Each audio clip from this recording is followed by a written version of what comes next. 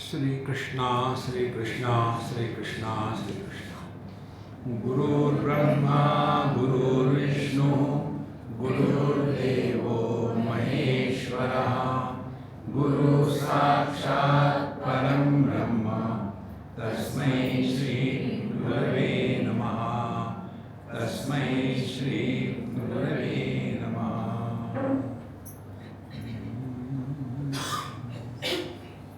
परमार्थाचा पूर्ण अभिमानी प्रपंचावर सोडून पाणी जयाने जोडिला चक्रपाणी अनंत प्राणी धरिले।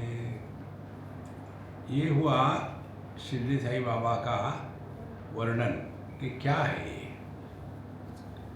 अब इसके पश्चात हमको जो समझना है वहाँ भी निर्मळ चित्तवृत्ति तरीच होईल आत्मप्राप्ति हाता नये जो तो स्वरूप स्थिति भगवत भक्ति सोडू नये।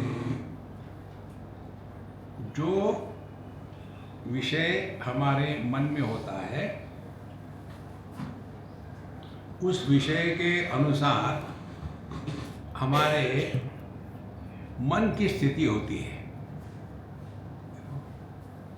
एक उदाहरण ले लो आप कि सुबह का समय था, चारों तरफ शांत बिल्कुल, मंद मंद पवन बह रही थी, जो पक्षी है वो किलकिला रहे थे,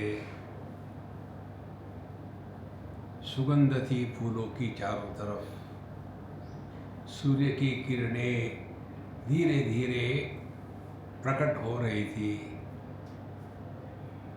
ये आपने सुना। आपके मन की स्थिति देखो। दूसरा, एक कत्ल खाने में जानवरों को उल्टा लटकाया जा गया, उनके चमड़ी को खींच के निकाला जा रहा है, उनके पेट को फाड़ा गया, उसमें से उनके इंटेस्टाइन निकाले गए, चारों तरफ खून बह रहा है। कैसे लगा? मन की स्थिति मन में जो विषय है इस पर अवलंबित होती है। तो जब जब हम जीवन में सुखी दुखी होते हैं उसका यही कारण है कि हमने अपने मन में क्या डाला है। देखो, काम क्रोध लोभ मोह मद मात्सर्य यदि ये विषय हो गए मन में तो वो मन कैसे शांत रहेगा, कैसे प्रसन्न रहेगा। और यदि हमारे मन में कोई भी विषय नहीं है तो मन जैसा है वैसा ही रहेगा।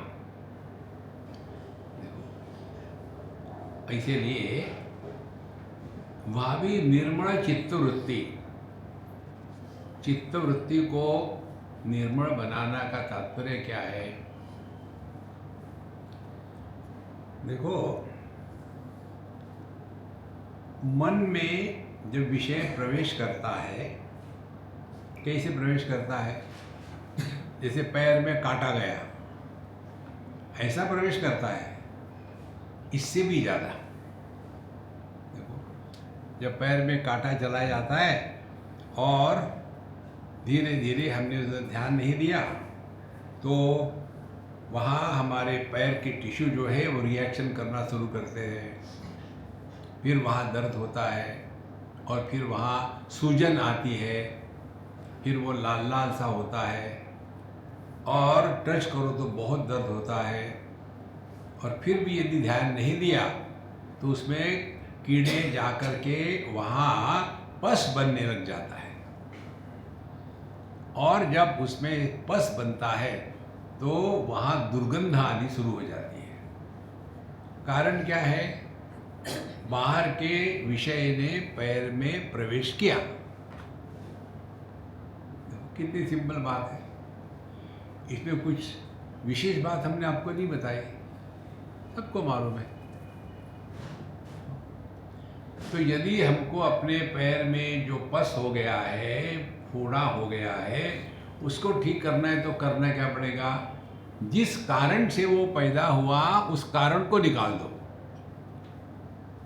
तो क्या कारण था? उसमें एक कीला गया था या कोई काटा गया था, उसको निकालो।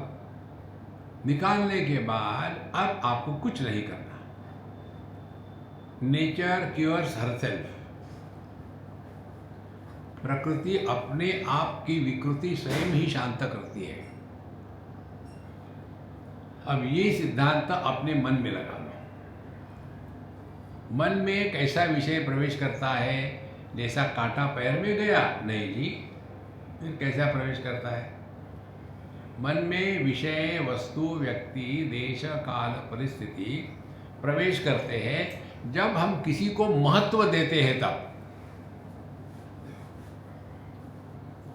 महत्व दो प्रकार का, राग और द्वेष।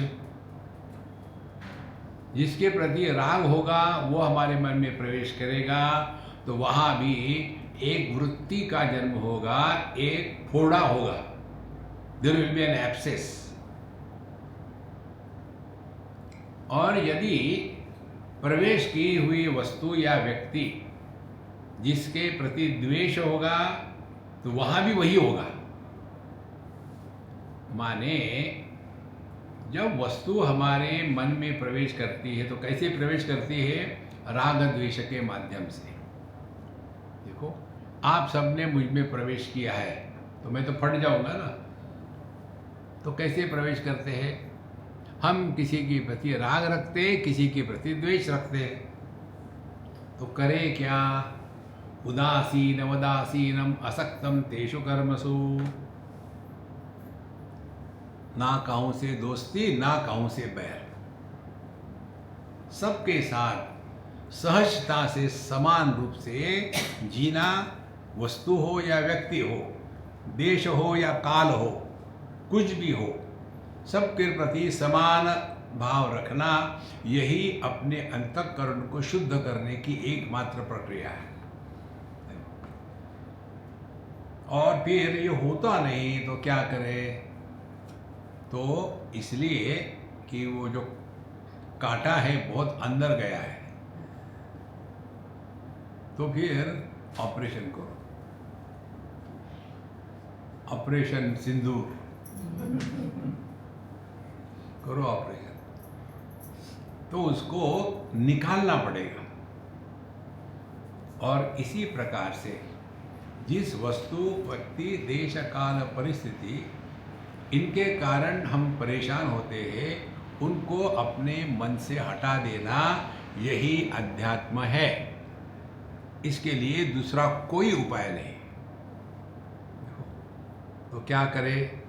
कांटे को निकालने के लिए दूसरा कांटा डालते हैं ना, तो अपने आप थोड़ी निकलेगा। तो विषयों को निकालने के लिए भगवान का नाम डालो। जितना भगवान का नाम डालेंगे उतना अंदर का कचरा धीरे धीरे बाहर निकलेगा। देखो, इसीलिए अभावी निर्मल चित्त वृत्ति, तो धीरे धीरे हमारा मन प्रभु के स्मृति से, नाम स्मरण से शुद्ध होने लग जाता है। देखो, तो कपड़े में मैल लगा है तो उसको निकालने के लिए दूसरा मैल लगाते हैं। पहला मैल कपड़ा है, दूसरा भी मैल ही है, लेकिन उसको हम कहते हैं साबुन। अब ये पहले मैल को दूसरे मैल ने ढीला करके निकाल दिया, तो दूसरा जो मैल है साबुन, उसको भी निकाल देना है ना। नहीं पैसा खर्चा करके लाया है यार, साबुन रहने दो कपड़े पे, उसको भी निकाल देना है। इसी प्रकार से दुनिया के विचारों को हटाने के लिए भगवान का नाम, और यदि ये परिपक्व हो जाता है तो भगवान का नाम भी शांत हो जाता है। कब? जब परमात्मा हमारे हृदय में प्रकट होते हैं।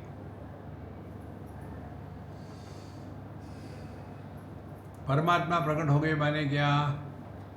द्वैत का भान होते हुए भी द्वैत के प्रभाव से मुक्त रहते हैं। माने द्वैत का भान होना ये कोई समस्या नहीं है। द्वैत के भान से प्रभावित होकर के द्वैत भाव को सत्य स्वीकार करना, ये समस्या है। इसलिए वहाँ भी निर्मल चित्त वृत्ति तरी तो होईल आत्मप्राप्ति।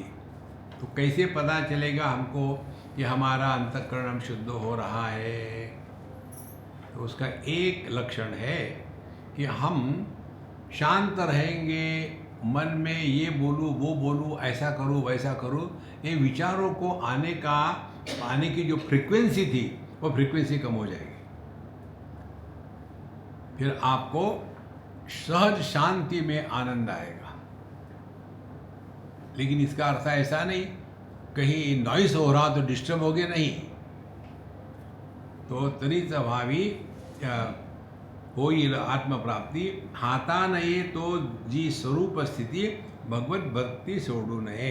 तो जब तक के ये नहीं होता तब तक के हमको अपनी साधना, भगवान का नाम लेना, चिंतन करना, अध्ययन करना, सत्संग सुनना, ये अत्यंत आवश्यक है।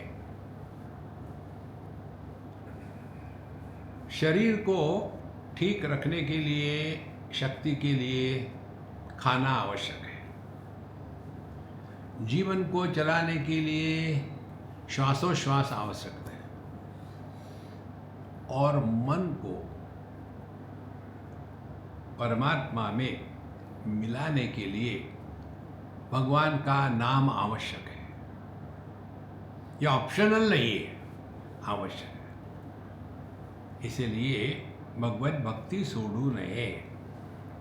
तो हम थोड़ा बहुत वेदांत पढ़ लेते हैं और फिर सोचते हैं कि कौन्योस्ति सदृशो मया। आपने कितने उपनिषद पढ़े हैं? कितने उपनिषद बहुत होते हैं क्या? आपको पता नहीं?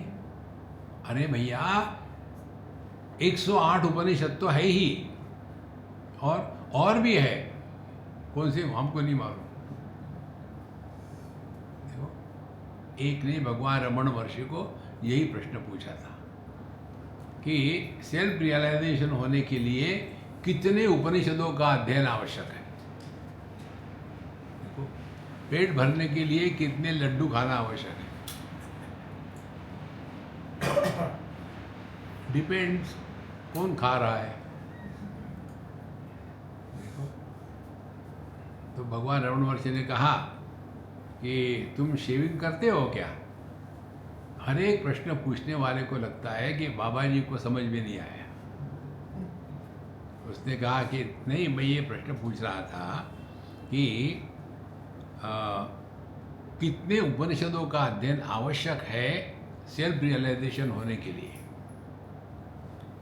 उन्होंने कहा हाँ, मैं समझ गया आपका प्रश्न, मैं उत्तर दे रहा हूँ, आप भी उत्तर दो। आप शेविंग करते हो? हाँ, करते हैं। तो आपका चेहरा देखने के लिए कितने दर्पणों की आवश्यकता है? एक काफी है क्या? नहीं, कम से कम 4-6 दर्पण होने चाहिए। देखो, एक ही काफी है। इसीलिए संतो, अंतःकरण की शुद्धि का तात्पर्य हमारा मन सहज शांत रहे। शांति का तात्पर्य आलस्य नहीं, शांति का तात्पर्य डिपेंडेंस नहीं, शांति का तात्पर्य मुंह फुलाए बैठना नहीं, शांति का तात्पर्य डिप्रेशन में जाना नहीं। देखो, तो यह भगवत भक्ति सोडू नये। काया वाचा मनादिकांची करी जो कुर्वंडी सर्वांची अंती तो साधी गुरुकृपेची प्राप्ति तयाची निज श्रद्धा। इसीलिए हमारी जो 3 बात है, भगवान रमण महर्षि कहते हैं काय वांग मनः कार्यमुत्तमम। काया से, शरीर से, वाणी से और मन से उत्तम बेस्ट करना है। तो काया से क्या करना है कि भगवान की पूजा पोथी इत्यादि रोज करना है। वाणी से क्या करना है? भगवान का नाम स्मरण, स्तोत्र पठन करना है। और मन से क्या करना है? परमात्मा का स्मरण अखंड बना रहे। अब ये परमात्मा का अखंड स्मरण का अर्थ समझ लो। बहुत पुरानी बात है, हम ताजे ताजे बाबा जी हो गए थे, तो सब ढांचा बदल गया और हमको कहीं जाना था, अकेले जा रहे थे। दूर से गांव के बच्चे चिल्ला रहे थे, ए बाबा जी रुक जाओ, बाबा जी रुक जाओ।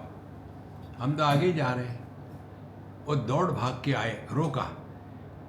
बाबा जी हम आपको चिल्ला रहे, क्यों नहीं रुके आप? तो मैंने बोला कहाँ है बाबा जी? बोले आप ही तो बाबा जी। तो फिर मुझे याद है, अरे मैं बाबा जी बन गया। देखो, और धीरे धीरे धीरे अब सपने में भी यदि कोई मुझे नाम पूछे तो यही नाम आता है। देखो, धीरे धीरे सब कुछ होता है। इसीलिए यह स्मरण नित्य निरंतर बना रहे। एक लड़का देखा हमने बद्रीनाथ में, पता नहीं कहाँ है क्या है, होगा 9-10 साल का, 12 साल का, केवल एक लुंगी का जैसा कपड़ा पहन के रहता था, किसी से कुछ बात नहीं करता, कुछ भी कहो उसको वो श्री राम। खाना खाया क्या? श्री राम। कहाँ सोते हो? श्री राम। दूसरा एक भी शब्द नहीं। ठंड है और बिल्कुल केवल एक लुंगी के जैसा पहना हुआ है। देखो, तो वो काया वांग मन तीनों में इतना डूब गया था कि उसको अपने शरीर की कोई भान ही नहीं। इसीलिए काया वाचा मना अधिकांची करी जो कुर्वंडी सर्वांची, माने अब हम देह के लिए नहीं जी रहे हैं, बोलने के लिए नहीं जी रहे हैं, सुखी दुखी होने के लिए नहीं जी रहे हैं, माने तीनों से उपरत हो गए और अपने स्वरूप में वापस आ गए। इसका अर्थ गलत मत कर लेना। काया शरीर, शरीर को कष्ट देना यह अध्यात्म नहीं है। देखो, जो शरीर को कष्ट देने को अध्यात्म करते हैं ना, उन लोगों का एक विचित्र स्वभाव हो जाता है। देखो, उनमें क्रोध बहुत आ जाता है। उसी प्रकार से जो तपस्या ज़्यादा करते हैं उनमें क्रोध बहुत होता है। कारण क्या? उन्होंने अपने मन को, इंद्रियों को तोड़ फोड़ करके दबा के रखा है, तो जहाँ मौका मिला एकदम धूम से खुल जाते हैं। इसीलिए साधना करनी है, मन को शांत प्रसन्न रखना है, तो पहली बार पेट भर के रखो, दिमाग खाली रखो। स्वामी जी हम वही करते हैं, पेट भर के रखते हैं, लेकिन उसके बाद ऐसी नींद आती है, दिमाग खाली हो जाता है। ठसाठस भर के नहीं रखो। खाना खाते समय ये याद रखना है कि 4 घंटे के बाद फिर मिलेगा। अच्छा, मैं तो भूल ही गया। कई महात्माओं के नियम होते हैं, वो नियम होते, उनको कहते हैं एक बार जो लिया थाली में उतना ही लेंगे, दूसरी बार नहीं लेंगे। अब आप कहते ही है तो दे ही दो। नहीं, और अपने आप को यदि बचा के रखना है ना, तो इमोशनल होकर के नहीं रह सकता आदमी। नहीं माने नहीं, नहीं हमने आपके लिए प्यार से बना के लाया, प्यार व्यार मैं क्या जानू रे। इससे मैं काफी सफर हो चुका हूं, अब इसलिए मुझे कोई फर्क नहीं पड़ता। हमने प्यार से लाठी को, प्यार रख बाहर को। जहां भी हम जाते हैं ना, अभी भी हमारे कमरे इतना खाना ला के रखता है। अभी हम गए थे पहाड़ों में, वहां भी इतना खाना लाया था, कितने 60-70 लोग थे, हर एक कुछ थैला भर के लाया था। देख करके मुझे लगा मैं खाने के लिए आया हूँ कि सत्संग के लिए आया हूँ। यहाँ भी देखो इतना सारा, अच्छा रख दिया, भूल जा। हाँ स्वामी जी कैसा लगा, क्या वो दिया था, क्या दिया था? आपने खाया नहीं? नहीं मैंने खाया, क्या था? अरे यार, खाना ही खाना सब कुछ है क्या? देखो, इसलिए करी जो कुर्वंडी सर्वांची, भोग से निवृत्त होना है और अंती जो साधी गुरु कृपेची प्राप्ति तयाची निज श्रद्धा। और अंतिम क्या है? अल्टीमेट है हमारे हृदय में परमात्मा के प्रति, शास्त्र के प्रति, गुरु के प्रति और अपने अध्यात्म के प्रति अखंड श्रद्धा होती है। पहली श्रद्धा पहचानना है तो उसको कृपा कहते हैं। ईश्वर की कृपा से साधु संत और सत्संग हमारे जीवन में आते हैं। बिनु हरि कृपा मिले नहीं संता। बनता मिल जाता है, संता नहीं मिलता। बिनु हरि कृपा मिले नहीं संता। अच्छा, संतों की कृपा से हमको सत्संग मिलता है। सत्संग की कृपा से हमको शास्त्रों का अध्ययन करने का मौका मिलता है।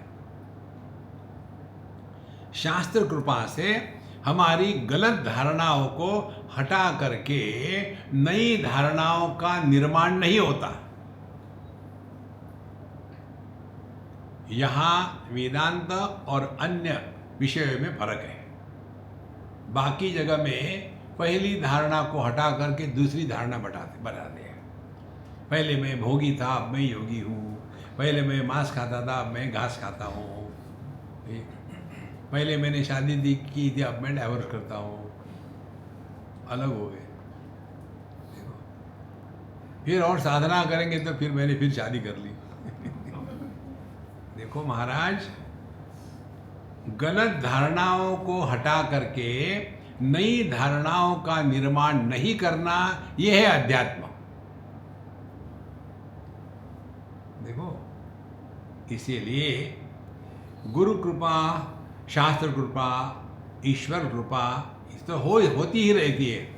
एक कृपा की कमी है। कौन सी? आत्म कृपा।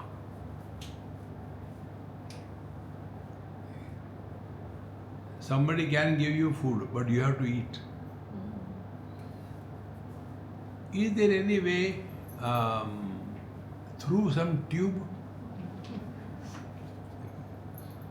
इसीलिए सब कृपा सब पर होती है। कमी है केवल आत्म कृपा की। आत्म कृपा को जागृत करना, यही आध्यात्मिक साधना है।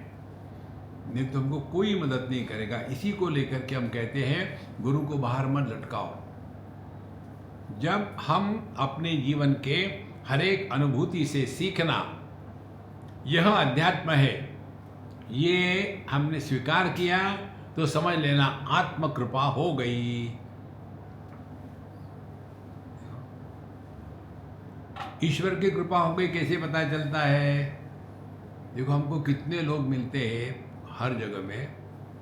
स्वामी जी, हमने आपको कभी देखा नहीं था पहले, हमने सुना था, हमने पुस्तक पढ़ी थी, हमने कैसेट सुनी थी, हमने सीडी सुनी थी, हमने MP थे। अब वो उनके पास कैसे पहुंच गए? हम गए थे। तो हमारे जीवन में सबसे पहले ईश्वर की कृपा होती है। ईश्वरानुग्रहादेव। और फिर हम लोग कितनी बातें सुनते हैं। ये सब सुनते सुनते जब अद्वैत के प्रति, तत्व चिंतन के प्रति हमारा मन सहज रूप से मुड़ जाता है, तब समझ लेना ईश्वर कृपा का ठप्पा लग गया। अब हो गई ईश्वर कृपा। इसीलिए ऐसा कहते हैं, मुझे मालूम नहीं, कहते हैं कि जो शेर या लायन, जो भी कह लो, एक बार यदि मनुष्य के खून को चसकता है, किसी आदमी को मार दिया, खा गया, उसके बाद वो शेर बाकी पशु पक्षियों को मारता नहीं। एक बार उसको आदमी के खून की टेस्ट आ गई, बाकी चीजों के पीछे दौड़ता नहीं।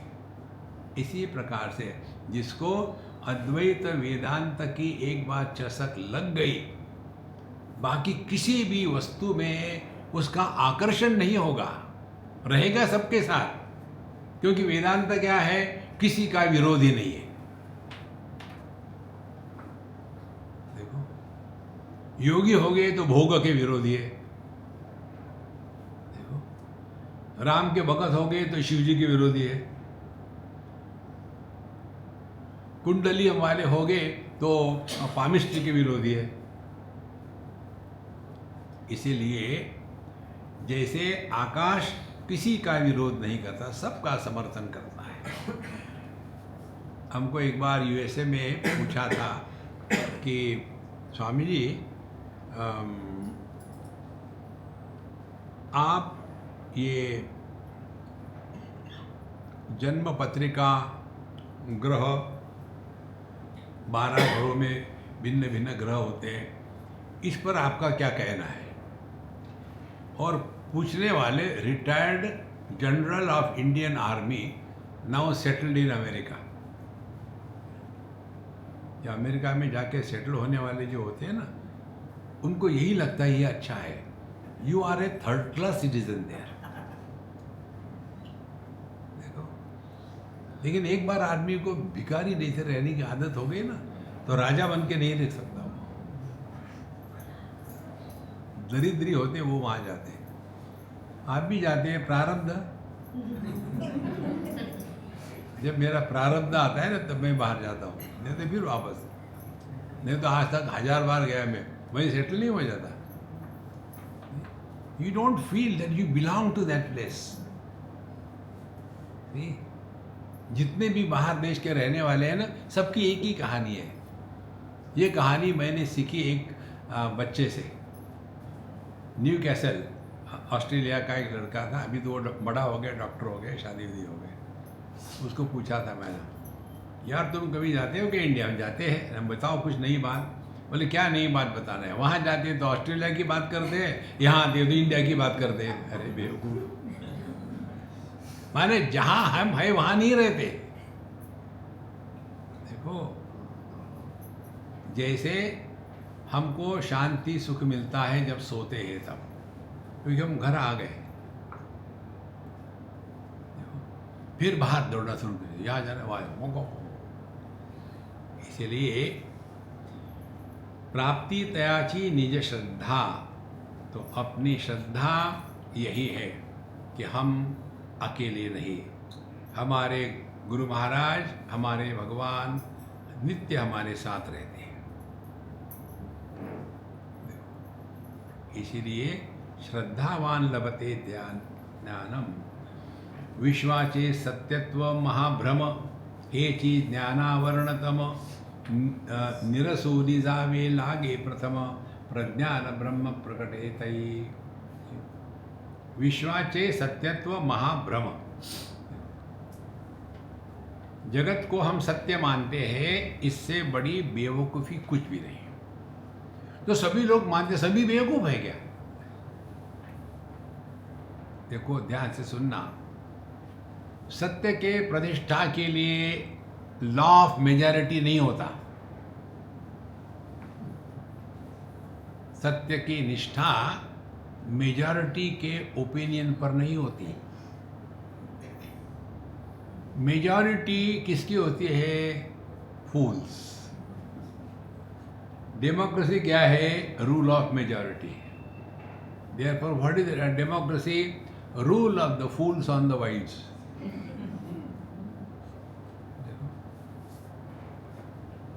तो सभी के सभी देखते हैं आकाश का रंग नीला है, तो उससे सभी झूठ बोल रहे हैं। अब ऐसा कोई आर्ग्यूमेंट करे तो क्या करना चाहिए? नीचे झुक करके उसको नमस्कार करो और उसकी टांग खींचो, गिराओ उसको। कौन सा रंग दिख रहा है अभी? देखो Maharaj, majority is not the rule when it comes to the truth। सभी को सूर्योदय सूर्यास्त दिखता है, इसका मतलब क्या सूर्य का उदय अस्त होता है? यह तो पृथ्वी की गति सूर्य पर अध्यारोपित है। देखो, जब हम सोते हैं तब हम कहाँ कब क्या कैसे होते हैं कुछ भी नहीं, लेकिन होते हैं ना। तो हमारा जो होना है यह देश काल वस्तु व्यक्ति परिस्थिति इनसे निरपेक्ष है, कोई अपेक्षा नहीं। लेकिन हम इसी में फंसे हैं। इसीलिए विश्वाचे सत्यत्व महाभ्रम, इससे बड़ा कोई भ्रम नहीं है। देखो ये महाराष्ट्र में लिखा गया है ना, महाभ्रम। महाराष्ट्र लोगों को बेवकूफ को तो गुस्सा आता है, महाबेवकूफ। हाँ आप ठीक है। महाराष्ट्र में हर चीज महा होती है। तो विश्वाचे सत्यत्व महाभ्रम, हेची ज्ञान आवरण तम। अब आवरण माने क्या? कुछ वस्तु है लेकिन वो ढक गई है किसी के साथ, इसीलिए साइंटिफिक डिस्कवरी होती है। डिस्कवरी माने कुछ तो भी है लेकिन कवर हो गया है। किससे कवर हो गया है? अज्ञान से। तो जब साइंटिस्ट लोग कुछ बताते हैं तो वो निर्माण नहीं करते, जो ऑलरेडी है, लेकिन अज्ञान के कारण जिसको हम जानते नहीं थे उस अज्ञान को हटाया, वो वस्तु प्राप्त हो गई। और सूक्ष्म बात आपको बता रहे हैं, उपलब्धि हमेशा ज्ञानात्मक होती है। ये सिंपल सिद्धांत है, आपका अपना अनुभव है लेकिन फिर भी हम पहचानते नहीं इसको। कई बार होता है, हमारे साथ बहुत होता है, हाथ में चाबी, हम ढूंढते कहाँ गई चाबी, कहाँ गई चाबी, पता नहीं कौन आके ले गया, क्या गया। फिर गुस्से में आकर के अपना ही हाथ अपने सर पे मार, पता नहीं कहाँ लग गई। तो क्या मिल गई क्या? देखो, तो वेदांत आपको ब्रह्म बनाता नहीं, वेदांत आपको मुक्त करता नहीं, सिर्फ ये बताता है कि आप कभी बंधन में थे ही नहीं। देखो, हम बंधन में है, ये केवल एक मानसिक कल्पना है। अमृत बिंदु उपनिषद में आता है, वहां कहते हैं मन एव मनुष्याणाम कारणम बंध मोक्षयोः बंधाय विषयासक्तम मुक्तम निर्विषयम स्मृतम। हमारा मन ही कल्पना करता है कि हम बंधन में है, फिर वही कल्पना करता है कि हम मुक्त है। देखो, यदि हमको अध्यात्म में विशेष करके शास्त्रों के सिद्धांत को जीवन में उतारना है ना, उसमें ज्ञान की प्रधानता होना आवश्यक है। ज्ञान की प्रधानता, कारण क्या? हर उपलब्धि ज्ञानात्मक ही होती है। यदि ज्ञान नहीं है तो वस्तु मिलते हुई भी अनमिली है। एक सीबीआई था, सीबीआई मालूम है ना, क्रॉनिक बैचलर इंडिविजुअल। तो वो अपने दोस्त के यहाँ गया, दोस्त डॉक्टर था। अरे यार तू आज कैसे आ गया? नहीं यार मैं बोर हो गया था ऐसे। अच्छा हो गया तुम आ गए, मुझे एक समस्या थी। क्या है भैया समस्या बताओ? समस्या ये है, बताना मत उसको एकदम, क्या हो क्या गया? बोले यार मेरे पत्नी के नाम से 10 करोड़ की लॉटरी लग गई है, उसको यदि मैं बताऊंगा ना तो हार्ट फेल हो जाएगी वो। अभी उसको उसके नाम से मिली है, उसको पता नहीं। तू फिक्र मत कर यार, हम काहे के लिए होते हैं। पहुंच गया, भाभी जी क्या चल रहा है, कैसे चल रहा है, कोई चाय पानी पकौड़े बनाओ।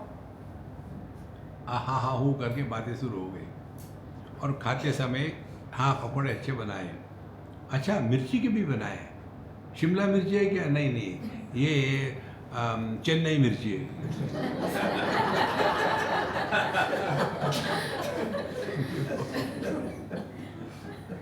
अब बातें हो रही, खा रहे और बातें बातें में करता है, भाभी जी ये बताओ यदि आपको 10 करोड़ की लॉटरी लग जाए तो आप क्या करोगे? कहाँ भैया मजाक करते हो, हमको कहाँ मिलती है। नहीं समझो मिल गई तो अच्छा 50% मैं आपको दूंगी। वो मर गया। मिला नहीं कुछ अभी।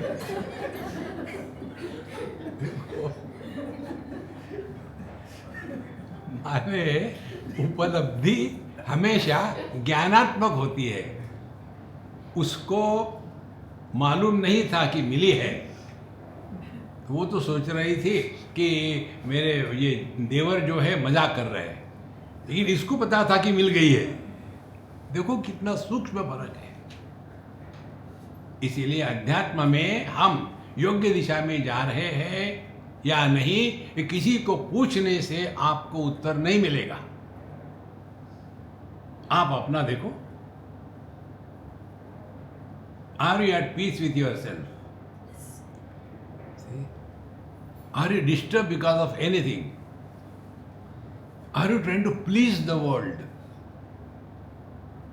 Just be yourself. नहीं तो हमने इतना किया, that means you are still far away from the truth. Never justify that I am hurt, I am miserable. तब जा करके अपनी निष्ठा पक्की होती है। इसीलिए विश्वाचे सत्यत्व महाभ्रम हेचि ज्ञानावरणतम निरसु नियावे लागे प्रथम प्रज्ञान ब्रह्म प्रकटयते। यह जो हमारी गलत धारणाएं हैं, यही भगवद गीता है, यही मोह है।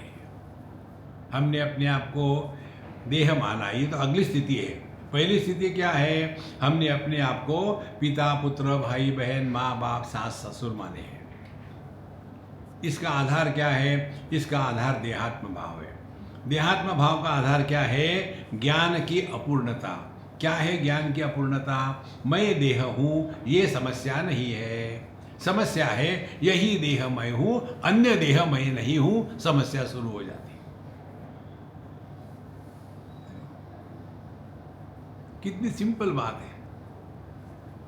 तो ज्ञान की जो अपूर्णता है, इस अपूर्णता से हमको मिटाना है। तो प्रज्ञान ब्रह्म प्रकटयते। तो जो जिस ज्ञान में आत्मा अनात्मा भेद नहीं होता, योग की भाषा में, जिसमें त्रिपुटी क्षीण हो गई है, त्रिपुटी क्षीणता में थी ब्रह्म निर्वाण मुच्यते। भगवान शंकराचार्य कहते हैं अपने स्वरूप में त्रिपुटी माने ज्ञाता ज्ञान गेय, भोक्ता भोग्य भोग। ये त्रिपुटी समाप्त हो गई।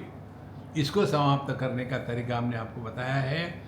Experience without experiencer, Joy without enjoyer, action without ए डूअर।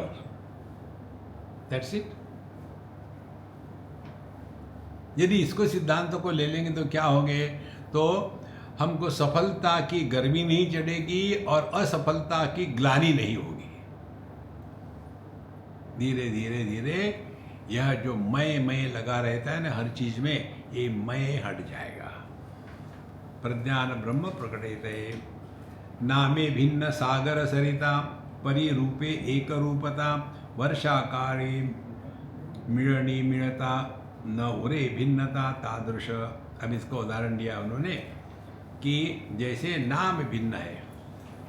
संत ज्ञानेश्वर ये उदाहरण को ऐसा बताते हैं कि गंगा जी जब जाकर के समुद्र को मिलती है तो उसके पहले वो गंगा है, आकारांत स्त्रीलिंग शब्द है, गंगा नदी है वो भी स्त्रीलिंगी है, और समुद्र सागर अकारांत पुल्लिंगी है, और अनंत है, परिपूर्ण है। अब ये नदी जाकर के वहाँ मिली तो उसका नाम हो जाता है गंगा सागर। माने दोनों है, वो स्त्रीलिंगी है पुल्लिंगी है। क्या है दोनों? वो है पानी, पानी नपुंसक लिंगी है। देखो, इसीलिए हमारे शास्त्रों में वेदांत में जिसको ब्रह्म कहते हैं उसी को योग में परमात्मा कहते हैं, और उसी को भक्ति में भगवान कहते हैं। तो जो भगवान है वो नाम रूपात्मक है, और वो सगुण साकार है। नाम रूपात्मक माने सगुण साकार। और जो योगियों का परमात्मा है वो सगुण निराकार है। तो साकार का हटा दिया, निराकार हो गया। तो जिसको भगवान कहते हैं वही परमात्मा है। भगवान क्यों सगुण साकार है, दिखता है, पूजा पोथी कर सकते हैं और उसमें गुण है, हमारे दुखों का निवारण करता है, हमारी गलतियों को क्षमा करता है, हमसे प्रेम करता है। यह सगुण साकार जो भगवान है वही योगियों का परमात्मा है। वह सगुण है, सबका आधार है। गर्मी अग्नि की उष्णता उसके कारण है, पानी की द्रवता उसके कारण है, पृथ्वी का गंध उसके कारण है, वायु की गति उसके कारण है। इसीलिए वो सगुण है, लेकिन उसका कोई आकार नहीं, वो परमात्मा। और जब ऊपर चले जाते हैं वेदांत में, ब्रह्म निर्गुण निराकार है। इसी प्रकार से गंगा जी फेमिनाइन स्त्रीलिंग, समुद्र पुल्लिंग, पानी नपुंसकलिंग। एक ही पानी को 3 प्रकार से लखाया है। देखो, जिसका कोई लिंग भेद नहीं, जिसका कोई आकार नहीं, जिसकी कोई गति नहीं, जिसमें कोई गहराई नहीं, जिसमें कोई हल्कापन नहीं, वो पानी है। गति हो गई तो उसी पानी को नदी कहते हैं, गहराई हो गई उसी को समुद्र कहते हैं। ऐसे पानी के पास चले जाओ और उसको कहो कि पानी भैया, पानी भैया। यूपी के है हमारे जितने पानी भैया, पानी भैया। हाँ जी, समुद्र के रूप में यार तुम बड़े डरावने लगते हो। वो कहेगा कि भैया ये बताओ, ये समुद्र क्या होता है। पानी को ये कभी समझ में नहीं आएगा समुद्र क्या होता है। देखो,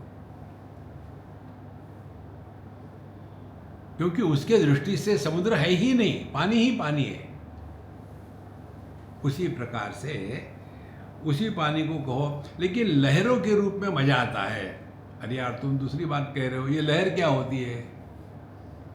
माने संपूर्णता के दृष्टि से अपूर्णता की कोई भी स्थिति नहीं है। आकाश के दृष्टि से पूर्व पश्चिम उत्तर दक्षिण इनकी कोई स्थिति नहीं है। आदमी के दृष्टि से पुत्र पिता पति कोई भी स्थिति नहीं है। तो अध्यात्म क्या होगा, दुनिया को वैसे देखो जैसे भगवान अपने दुनिया को देखता है। अब भगवान को रख दो, आप अपने को देखो, आप अपने को कैसे देखते हैं। बाएं हाथ हट यहाँ से, देना नहीं, हम सब में है। इसी को कहते हैं कि प्रज्ञान ब्रह्म प्रकटित है। हमको कौन सी साधना करनी पड़ती है कि बायां हाथ भी मैं हूं, दाहिना हाथ भी मैं हूं, क्योंकि मेरे सिवा कुछ है ही नहीं। देखो महाराज, जो हमारा अपने देह को लेकर के अनुभव होता है, वही अनुभव साधु संतों का पूर्ण विश्व को लेकर के होता है। हे विश्वची माझे घर। देखो, हमको एक बार कहाँ, नागपुर में, वहाँ ये हल्दीराम जो लोग हैं ना, उनका स्थान है। तो हम गए थे उनके यहाँ, 2 फ्लाइट के बीच में 2-4 घंटे का टाइम था, गए थे। तो वहाँ गए, नमस्कार चमत्कार सब हो गया। फिर उन्होंने हमको ये खिड़की के साइज का एक बहुत बड़ा भगवान कृष्ण का ऐसा बनाया फोटो, बहुत सुंदर, अंदर से सुवर्ण का लगाया हुआ जो होता है साउथ इंडिया में, इस प्रकार से बड़ा सुंदर।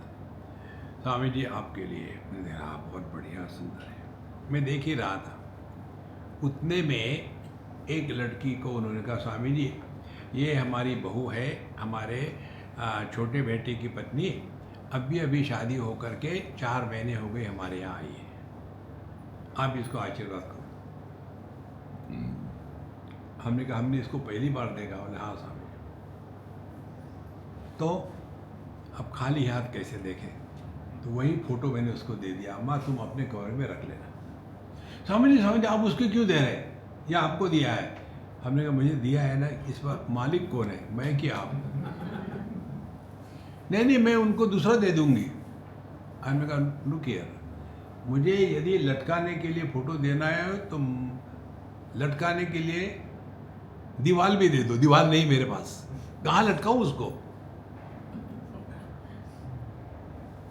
देखो महाराज, कहाँ लटकाऊं? कितनी सिंपल बात है जीवन में। आकाश के दृष्टि से सब कुछ मुझ में है, और हमारा 1 BHK की दृष्टि से दरिद्री। बंबई के अमीर लोग जितने दरिद्री होते हैं ना, इतने गांव के दरिद्री लोग 1000 गुना अमीर होते हैं। एक ही टॉयलेट, और हम तो डिस्पोजेबल टिश्यूज इस्तेमाल करते हैं। एक अंग्रेज आया था इंडिया में, वो कुछ बोल रहा था, मैंने था ही कौवा चला हमसे की चाल, था इंडियन ही, बाहर से जाकर आते हैं ना तो अंग्रेज बन जाते हैं। तो आने के बाद, do you have tissue papers here? No, we have got sand paper.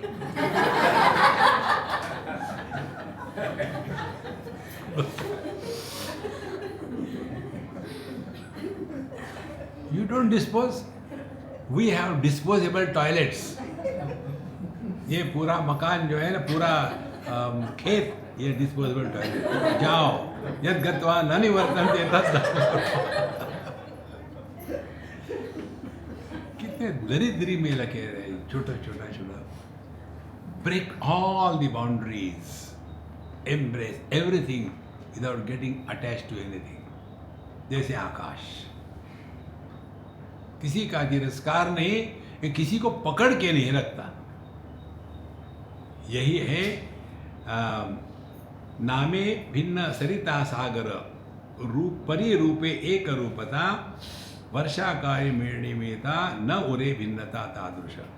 इसी प्रकार से जब हम अपने स्वरूप में निष्ठावान हो जाते हैं तो सब जितने भेद और भेद के कारण है तो सब शांत हो जाते हैं। देखो, बरी वाइट कैसी ही स्थिति, देह कर्मे देहा न सुटति, परीति लावा अंतर्वृत्ति, गुरुचरणी प्रीतिपूर्वक। देखो, जब तक शरीर है तब तक हमको कुछ ना कुछ करना पड़ेगा। You have to keep doing something. एक मौत सिद्धांत हमारा पक्का है, आपको अच्छा लगे ना लगे। Never retire in life, produce wealth till the last day of your life. लेकिन हमको कोई जरूरत नहीं, हम पैसा कमा के क्या करेंगे? मुझे दे दो, मेरे लिए कमाओ। The day you get retired in life, particularly gents, इस दुनिया में सबसे प्रॉब्लमेटिक जेंट्स होते हैं। रिटायर हो गए, अब हमने बहुत सारे, अभी हम नौकरी नहीं, हम आराम करेंगे। क्या आराम करेंगे? घर के लोगों को बिजी रखेंगे। सुबह उठ गए, हाँ आज ब्रेकफास्ट के लिए क्या बनाया, दूसरा विचार ही नहीं दिमाग में। लंच के लिए वही है क्या, कल के आप नहीं, कल के नहीं, हाँ परसों के। पूरा जीवन ब्रेकफास्ट क्या है, लंच क्या है, इवनिंग टी क्या है, अरे राम राम राम। कारण क्या है? देखो, मनुष्य यदि बिजी होता है ना तो भोग में नहीं रहता। जब व्यक्ति बिजी नहीं होगा तो भोग में लगेगा। देखो, कीप योर सेल्फ ऑक्युपाइड। किस में करें? जो आपकी एक्सपर्ट है उसमें करो। हम काल्पनिक नहीं बता रहे। एक हमारे मित्र है, अब वह काफ़ी वयस्क हो गए। वो कैमॉन कंपनी में सिविल इंजीनियर थे, बड़े टॉप पोस्ट पर। और उसके पश्चात वो जब रिटायर हो गए तो उनको सेंड ऑफ पार्टी वगैरह थी, बम्बई की बात है। हमको बुलाया था, हम भी गए। फिर उन्होंने अपना बोलना शुरू कर दिया कि देखो मेरे गुरु महाराज यहाँ आए हैं मुझे आशीर्वाद देने के लिए, अब मैं सबके सामने उनको प्रॉमिस करता हूँ कि आज के बाद मैं मेरा पूरा जीवन उनकी सेवा में लगा दूंगा। उनके आश्रम को देखूंगा, उनके कपड़े धोने, उनके काम करने, उनके लिए खाना बनाना, सब कुछ मैं करूंगा। हमने कहा रुको। क्या हो गया? हमने कहा तुम्हारे जैसे लोगों से बचने के लिए मेरे पास आश्रम नहीं है। एक तो आश्रम बनाया, ये गए टॉयलेट में, वहां पानी नहीं, स्वामी जी लोटा लेके आना यार,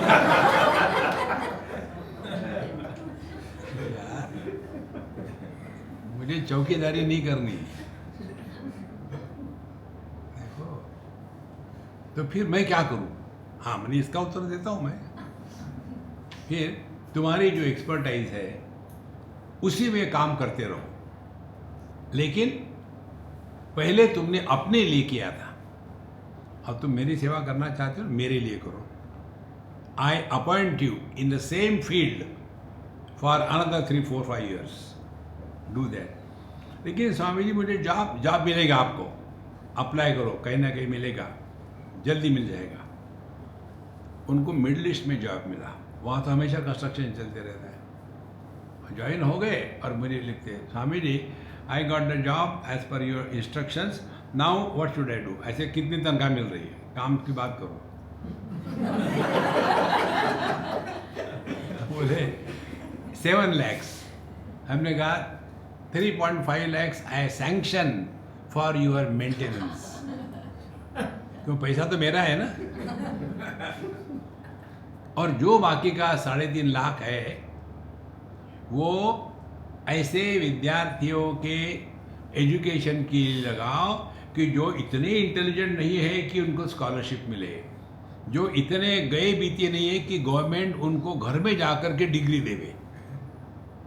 साधारण एवरेज विद्यार्थी, उनके सबसे बुरे हाल होते हैं समाज में। ऐसे विद्यार्थी को पढ़ाई में जितनी आवश्यकता होती करो। उन्होंने करो शुरू करे, मुझे मत बताओ, तुम करो। और ऐसा उन्होंने 3 साल तक किया।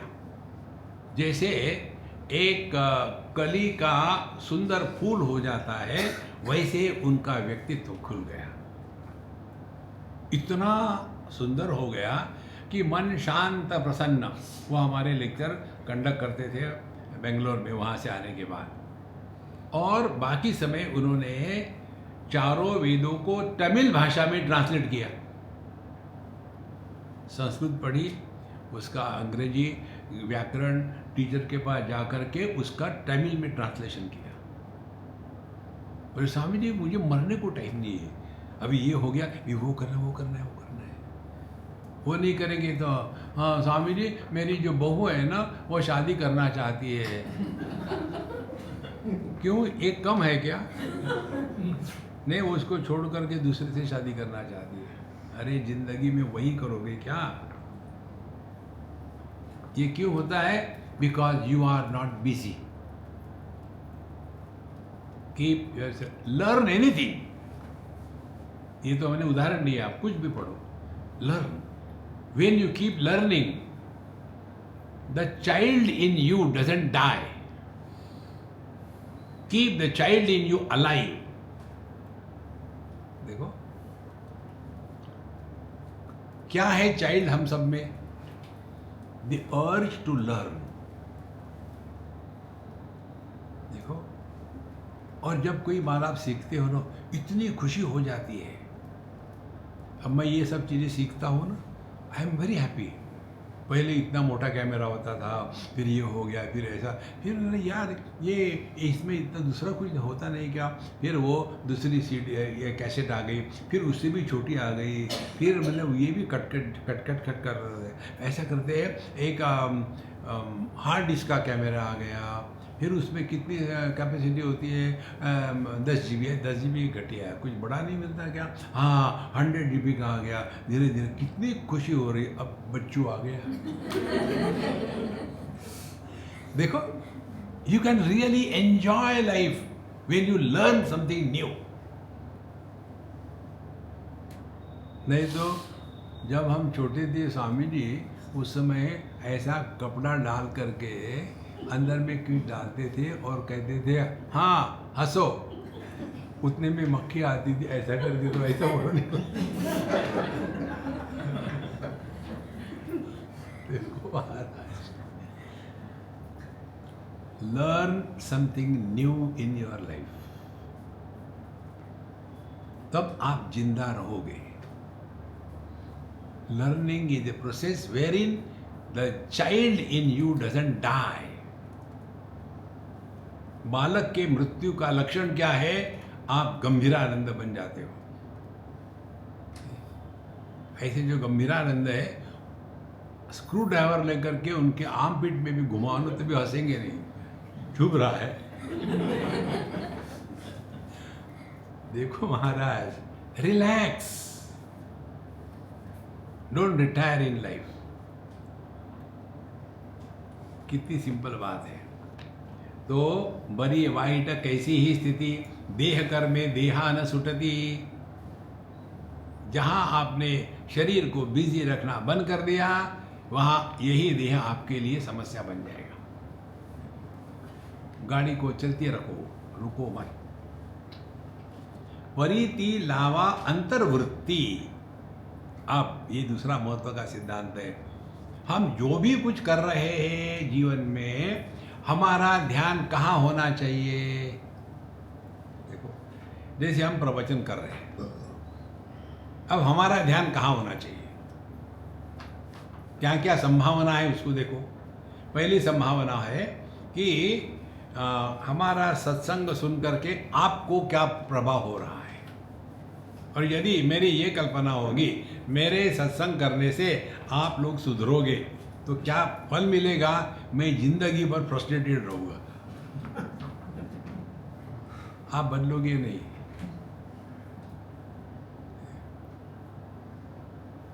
आप कैसे कह सकते हैं?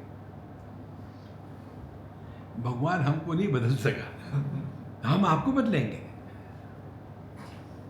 दूसरी संभावना क्या है कि हम जो बोल रहे हैं इसके कारण हम बदल गए। तो जो हम सुन रहे हैं, बोल रहे हैं, तो पहले श्रोता कौन है? आप है कि हम है? तो हमारे शब्दों से यदि हम में ही परिवर्तन नहीं आता तो क्या अन्य पर आएगा? तो हम जो सत्संग करते हैं, या आपको लगता होगा हम आपके लिए कर रहे हैं, लेकिन ये बात सत्य है, आपको सत्संग की आवश्यकता नहीं। इसमें से कई होंगे ऐसे जो पहली बार आए होंगे, मुझे पता नहीं कौन कहाँ से है, पहली बार आए होंगे। लेकिन हम हमेशा आते हैं, क्यों? हमारी आवश्यकता है। यदि आप इस सिद्धांतों को लेकर के चलो कि जो भी हम करते हैं जीवन में, हमारी आवश्यकता किसी को नहीं है, हमको सबकी आवश्यकता है। इसके द्वारा व्यक्ति में नम्रता आ जाती है। देखो, विद्या विनय न शोभते।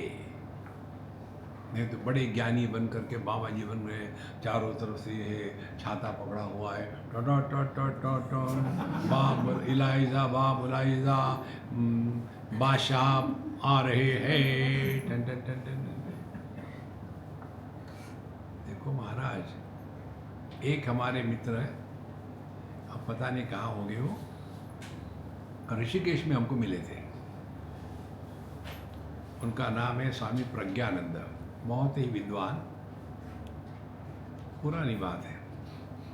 तो उन्होंने मुझे कहा कि स्वामी जी आजकल क्या चल रहा है? मैं तो बकवास करता हूँ, मुझे कुछ नहीं करना है, मैं तो टाइम पास कर रहा हूँ। फिर आप क्या कर रहे हैं?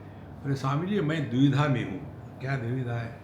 बोले मुझे एक न्योता आया, न्योता माने इनविटेशन, कि आप गोवर्धन पीठ के शंकराचार्य बन जाओ। बहुत विद्वान है, ज्ञानी है, बन जाओ। तो मैं समझ क्या करूं क्या नहीं करूं। हाँ, जो मर्जी है करो, मुझे क्या फ़र्क पड़ने वाला, मैं तो जो कहते हूँ रहूँगा। नहीं, फिर भी आपका क्या हिसाब है? हमने कहा मैं आपको बताऊँ, आप जा कर के अपने गुरु से पूछो। मुझे मालूम है उनको पूछूंगा तो वो ना कहेंगे। तो फिर मुझे क्यों पूछ रहे हो? नहीं आपका क्या है, मैं मत करो।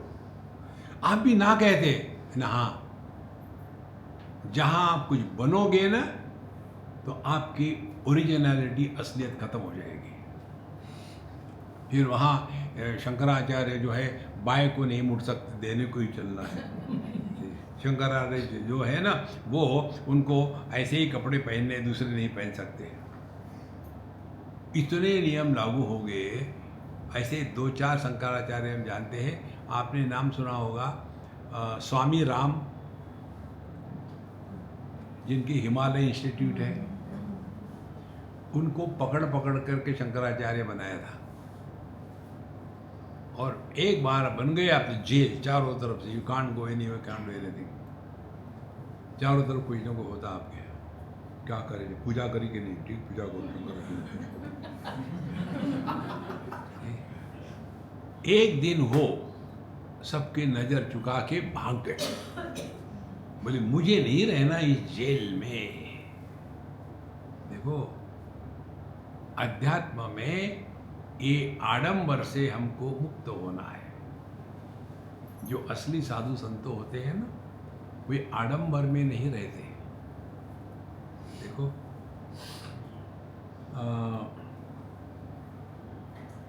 कोई भी श्रेष्ठ संत ले लो, जैसे अपने अब यहाँ हमें तो शिरडी के साईं बाबा, इनका कोई चेला नहीं है कि जो उनके गद्दी पर बैठा है। देखो कितनी महत्व की बात है। हम जब वहाँ थे आपके कैवल्य धाम में, लोनावला में, तो एक सज्जन हमको मिलने आए।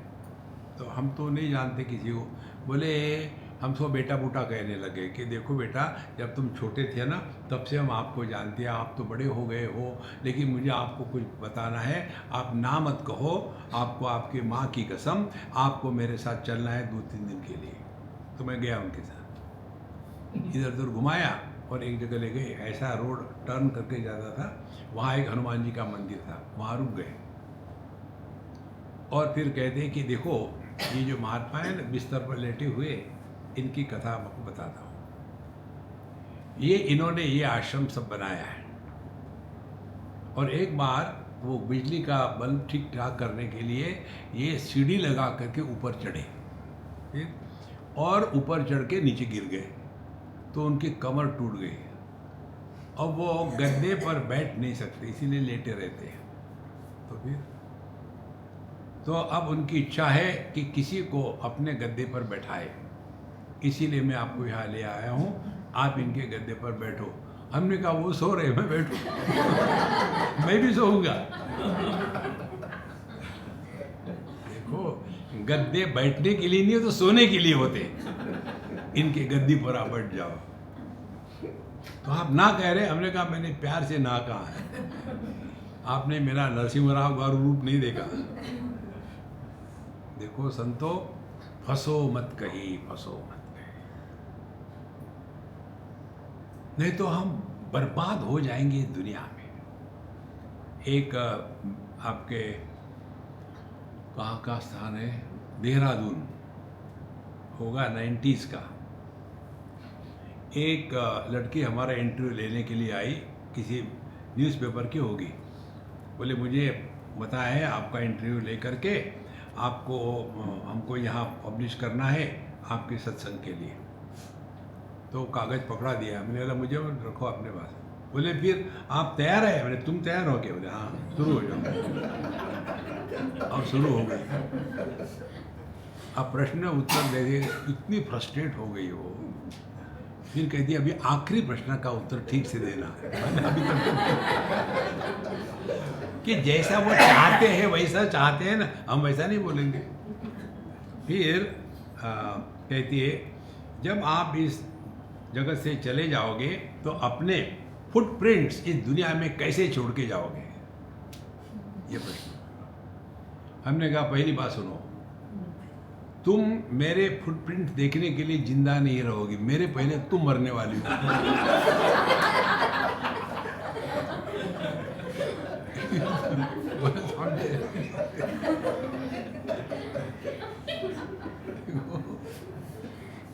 फिर हमने उसको कहा जो कीचड़ में चलते हैं उनके फुटप्रिंट्स होते हैं, आसमान में उड़ने वाले पक्षियों के कई फुटप्रिंट्स नहीं होते हैं। देखो महाराज, ना कहीं आना ना कहीं जाना, ना कुछ पाना ना कुछ खोना, तो इसी में फंसे रहेंगे, बाबा जी बन करके घूम रहे हैं। मनुष्य, भगवान की लीला इतनी जबरदस्त है, कहीं भी फंस जाता है आदमी। देखो जो जटा वाले होते हैं वो जटा में फंसे हैं, हमेशा लेके चलेंगे, उनको कुछ भी पूछो उसमें इंटरेस्ट नहीं। उपनिषद की बात करो तो उसके नहीं। महाराज जी आपकी ये जटाई कितनी लंबी है। हाँ ये जो है ना, जब मैं छोटा था एक जटोपनिषद शुरू कर देंगे। देखो ये संसार में आदमी ऐसा फंस जाता है। इसीलिए संतो पर ब्रह्म जाचे वैभव तया कैसा निधन संभव। तो जिसने अपने स्वरूप को जाना है उसको मरने के बाद क्या होता है, अरे तुम मरो फिर देखेंगे। निर्ममत्व दया सा अनुभव, जिसके जीवन में मैं और मोर तोरते माया, इसका प्रपंच नहीं है। आगे कहते कैसा भवा भव त्याबाधी, इसीलिए उसके लिए क्या चक्कर है कि क्या होगा संसार, कैसे होगा, कब दुनिया निर्माण हो गई। इसको हमारे शास्त्रों में कहते परमार्थ दृष्टि, नॉट परमार्थ, परोक्ष दृष्टि। परोक्ष दृष्टि का तात्पर्य क्या है, कहते कुछ और है, उसका अर्थ कुछ और होता है। जैसे एक लड़के ने लड़की को कहा कि तुम एकदम चंद्रमा के जैसे सुंदर हो। उसने कहा कि आप सब कुछ छोड़ करके मेरे सौंदर्य की तुलना चंद्रमा के साथ क्यों करी। उसने कहा उस पर में ऐसी ही दाग है जैसे तुम्हारे चेहरे पर है। ये अनुपमेय, किसके जैसा नहीं है। इसीलिए हमको यह कैसा भवा भवत्याबादी, अच्छा बुरा जन्म मृत्यु, इसका कोई मतलब नहीं। तो कर्म का सिद्धांत ये बताने के लिए कि हम देह से अन्य हैं। सत्कर्म इसलिए क्योंकि उसके द्वारा दुख निर्माण नहीं होगा, और दुष्कर्म इसलिए बताते हैं कि इसके कारण हम दुखी होते हैं। तो धीरे धीरे हम पर नियंत्रण ला करके हमको इस नियंत्रण से मुक्त करने के लिए यह कर्म का सिद्धांत है। स्वर्ग नरक में भेजने के लिए नहीं। नरक में जाने की क्या जरूरत है, अभी हम कहाँ हैं। नरक में तो वो जाएगा ना जो नहीं होगा। नर और नरक एक ही है, देहात्म भाव यही नरक है। देखो इसलिए भवा भव त्यान बाधी, प्रवृत्ति ही जे जागृति, तीत निवृत्ति स्वप्न स्थिति, खरी जागृति निजानुभूति, पूर्ण अद्वैती सबरसने। इसलिए जो अध्यात्म है ना, ये उसको कहीं बाहर इधर उधर मत फेंको, ये अपना स्वरूप है। तो प्रवृत्ति ही जागृति, तो जागृत अवस्था जो है प्रवृत्ति प्रधान है। फिर जागृत से निवृत्त हो गए, उसी को स्वप्न कहते हैं। अब ध्यान से सुनना, स्वप्न क्या है और जागृत अवस्था क्या है, इसको ठीक से समझ लेना। कठिन नहीं है, थोड़ा शांत होकर के सुनो।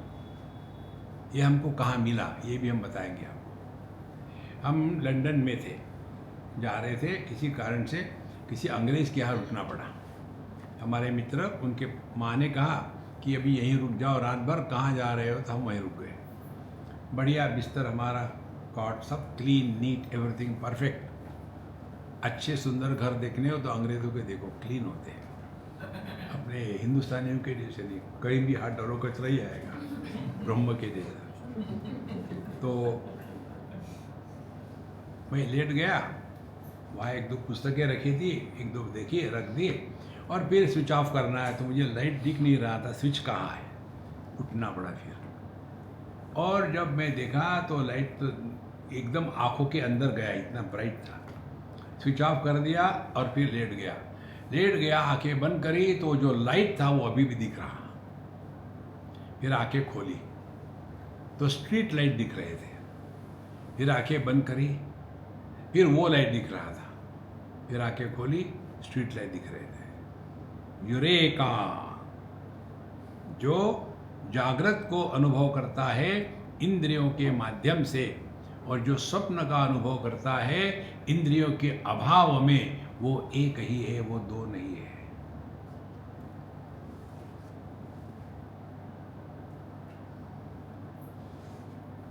और दोनों अनुभव मन में ही हो रहे हैं। जो वस्तु मन में प्रवेश नहीं होती उसका अनुभव हमको नहीं होता, और जिस वस्तु का संस्कार मन पर नहीं होता वो हमको सपने में नहीं दिखती। देखो, कईयों का होता है ना, मुझे भगवान सपने में आए, होता है। क्यों? कि उन्होंने इतनी भक्ति श्रद्धा करी है कि उनके मन में भगवान ठसाठस भरे हुए हैं, तो नेचुरली उनको सपने में भगवान ही आएंगे। हमारा मन कुछ भी निर्माण कर सकता है। देखो, समझना क्या है, वो सपने में फंस के मत रहो। समझना ये है कि जो जागृत और स्वप्न दोनों का प्रकाशक है, या तो वो दोनों है या दोनों के परे है। तो दोनों के परे करेंगे तो क्या होगा? जागृत के व्यक्तित्व से हम अछूते रहेंगे, हमको उस पर कोई प्रभाव नहीं पड़ेगा, और सपना अच्छा हो बुरा हो इसका हम चिंतन नहीं करेंगे। फिर हम अपने मन से उपरत हो जाएंगे और अपने स्वरूप में बैठे रहेंगे। देखो, ये यहाँ बात करते हैं, प्रवृत्ति ही जागृति, तीत निवृत्ति स्वप्न स्थिति। तो जागृति और स्वप्न दोनों मन के खेल है, हमको कुछ नहीं होता। बुद्धि प्रधान जागृत अवस्था होती है, स्वप्न प्रधान मन अवस्था होती है, और अहंकार प्रधान सुषुप्ति अवस्था होती है, और चित्त प्रधान निद्रा होती है या समाधि होती है। जागृत अवस्था बुद्धि प्रधान है, क्यों? या हर चीज लॉजिकली चलती है। स्वप्नावस्था मन प्रधान है, उसमें कोई लॉजिक नहीं, ऐसा ही है। देखो, भगवान की कृपा के पीछे लॉजिक नहीं होता, लॉजिक हमारे जगत में है। देखो, कई बार हमको साधु संतों के सपने आ जाते हैं, क्योंकि लॉजिक के हैं, हम उसके लायक है, आ जाते हैं, उनकी मर्जी। देखो, जितना हम ये समझेंगे अपने आप को उपाधि से अलग करेंगे। तो प्रवृत्ति जागृति तीत निवृत्ति, खरी जागृति निजानुभूति। तो असली जागृति क्या है कि जो जागृत स्वप्न सुषुप्ति समाधि इन सब का प्रकाशक है, लेकिन इस किसी के भी द्वारा जो प्रभावित नहीं होता, वो असली जागृति है। देखो, फिर वो देह के माध्यम से प्रकट हो गए, लेकिन उसके द्वारा सीमित नहीं हो गए। जैसे बिजली प्रकाश के रूप में बल्ब के माध्यम से प्रकट होती है, लेकिन बल्ब में वो सीमित नहीं है। देखो, एक कथा आती है इन साईं बाबा के पोथी में, उनके कोई भगत था, वो बाहर नहीं जाना चाहता, तुम चले जाओ वहाँ ब्रह्मगिरी माउंटेन पर, और वहाँ वो चले गए। जाने के बाद उसका यही, अब मुझे दर्शन नहीं हो गए। दिन के समय देखे, अरे आप यहाँ कैसे आए? बोले, तुमको यही भ्रांति थी ना कि मैं देह में फंसा हूँ। देखो महाराज, ये सब योगिक प्रक्रिया होती है, हमको मालूम नहीं, इसलिए आश्चर्य लगता है। देखो कैसे, जैसे कई बार, एक बार हुआ था ये, हमारा लैपटॉप कहीं अड़क गया था, तो हमने अपने फ्रेंड को फ़ोन किया अमेरिका में, यार पता नहीं क्या कर रहा है, देखो ज़रा। तो बोले, स्वामी जी आप अपना पासवर्ड मुझे भेज देना, मैं देखता हूँ।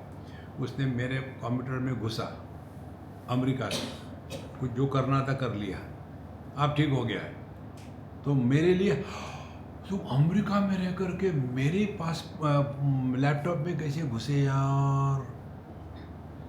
उसके लिए आसान है, जितने ये हैकर करने वाले ऐसे ही है। देखो, तो जो दूसरे के मन में प्रवेश करके सब देखते हैं ना, वो हैकर आनंद।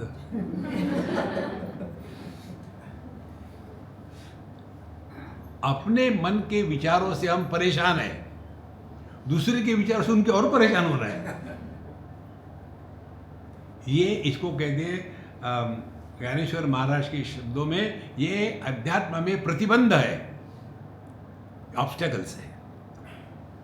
असली साधु संत इस चक्कर में नहीं पड़ते। हमारे तुकाराम महाराज को आशीर्वाद देने के लिए रिद्धि सिद्धि आ गई, गणेश जी की पत्नियां बोले मांगो, हमको बोला है आपको दे देगा, हमको कुछ नहीं चाहिए। बोले ऐसे नहीं, आपको कुछ नहीं मांगना पड़ेगा, नहीं तो हमको पनिशमेंट मिलेगी। आपको बताया था जाके दे, क्यों नहीं दे के आए? उन्होंने नहीं, वो पहले ना आके तुमको देना है, मैंने देना है। अब बताइए हम क्या करें? बोले ठीक है, साधु का हृदय है। बोले ठीक है, मैं मांगता हूँ। क्या आप जाओगे ना, वापस फिर बता। देखो, यदा सर्वे प्रमुच्यन्ते कामा यस्य हृदय स्थितः अथमर्त्यः अमृतो भवति अत्र ब्रह्म समश्नुते। ये है महाराज शिरडी साईं बाबा की असलियत। इसको हमको पहचानना है। जहां आपके हृदय में यह दृढ़ता से बैठ जाएगा तो ना काहू से दोस्ती, ना काहू से बैर। यो ये श्रद्धा स एव सा। किसी ने कुछ कहा और आपके मन में डाउट आ गया तो आपका सत्यानाश गारंटीड है। ओम पूर्णमदः पूर्णमिदं पूर्णात् पूर्णमुदच्यते पूर्णस्य पूर्णमादाय पूर्णमेवावशिष्यते। ओम शांति शांति शांति। हरि ओम। श्री गुरुभ्यो नमः।